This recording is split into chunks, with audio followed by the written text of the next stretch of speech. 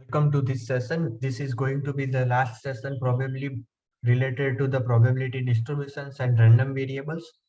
In this session, we are going to quickly look at the T distribution and F distribution using JASP directly, and maybe we cannot easily use this in our real life scenarios because those T and F distributions are more mathematically defined rather than defined using some theories. So let's go to JASP. So here is where we ended last time.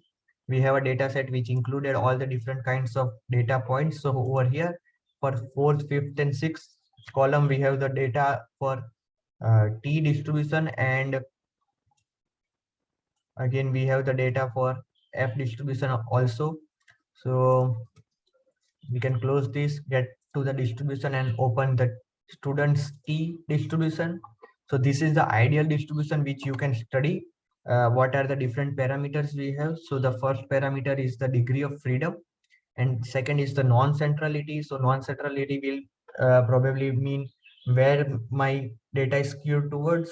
So if I make this range visibility from -10 to 10 first, and change my non-centrality to something like 2, then my data would be centered towards 2. Or if I change it to 5, my data will be centered towards 5. So we can see that this part has been squeezed inwards, and this part out after the mean has been squeezed ahead, like it has been squeezed out. And we can get the different uh, definitions of what we have been studying earlier. So the T distribution has been defined, the two parameters which are over here, the support. So the x values can change from -infinite to infinite, all real numbers, and mean and variance does not exist unless degree of freedom is greater than 1 or degree of freedom is greater than 2. So we can change this to 3, and that's how the quantile plot will look like, and the definition of quantile plot is given over here. We can show the density and probability in my functions. So the probability is better to look at, and I can show the probability from, okay, so since my centrality is towards 5, let's take 5 to 100.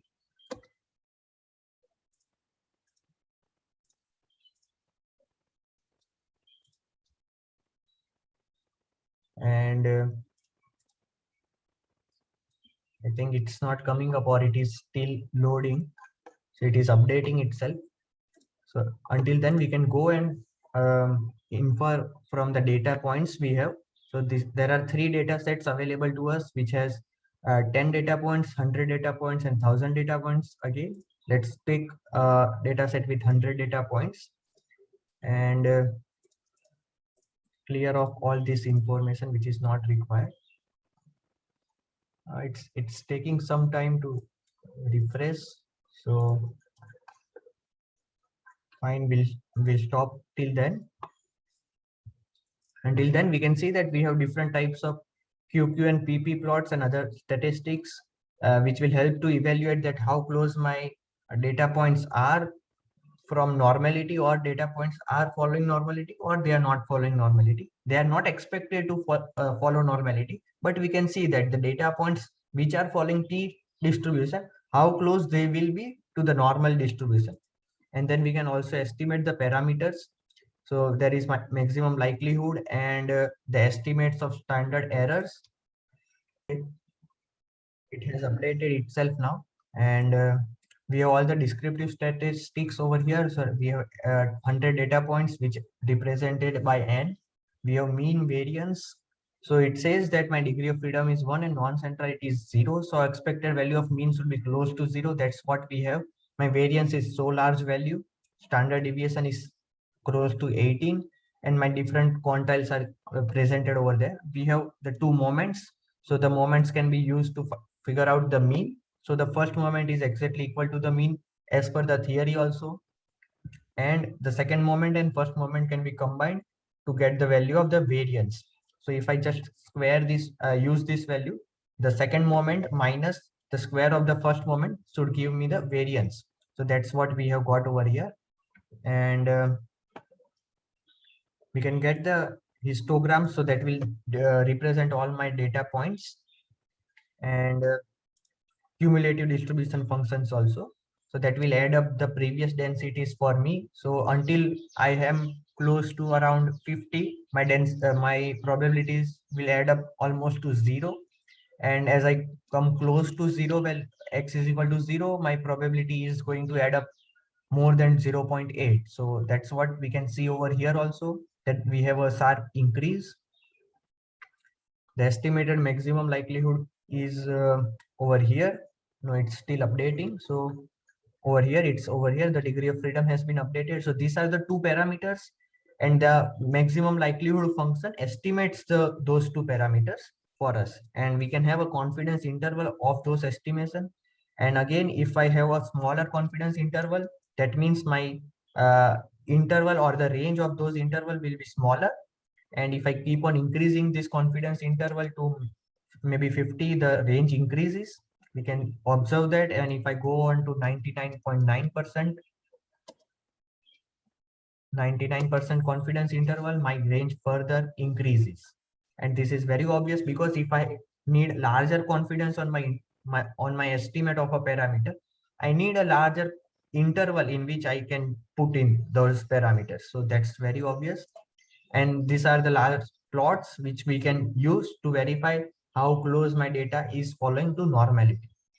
Now quickly we can go back to F test, which is very much similar to that. We have the only difference is we have 2 degrees of freedom over here. So those are the 3 parameters which we'll be using. So these are the 3 parameters: degree of freedom df1, degree of freedom df2, and non-centrality remains the same. We can again plot the density and probability, get on the different explanations from them. Let's go and check the how it is being shown on the graph. So let's use the F test. So maybe take points, 100 data points. You can close this one. So right, okay. So we can have descriptives where we have 100 data points, mean, variance, standard deviation, and other quantiles. We can show the moments also. The moments can be again used to estimate the value of variance and mean. So the first moment is exactly equal to the mean. The second moment value is moment, and the first moment value can be combined to get the variance. How can we do that is, we can take the second moment value 5.268, subtract the first moment value, which is 1.476, the square of it, and that subtraction should give us a value very close to the variance. So I'm getting a value of 3.089, which is close to the value of variance. This discontinuity, so this is the estimate which is over here. This is because we have discrete data points over here. If we have larger number of data points, the variance which we estimate from the moment and calculated from my data points should be matching exactly. Then we can again estimate the parameters, the 3 parameters over here, and the optimization did not converge, so they could not find out the value of the estimated. And the last thing is again the plots, which we can see if my data points for the F test or the F distribution are how closely matching to normality. So that's the end of it. Thank you. The only point I want to make sure is you just have and play around with these values, and the most important part is using the three parameters and using those to find out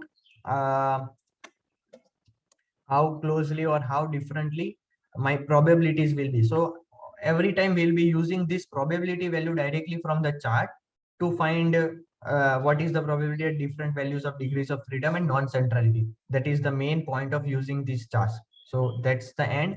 We'll stop over here. Thank you.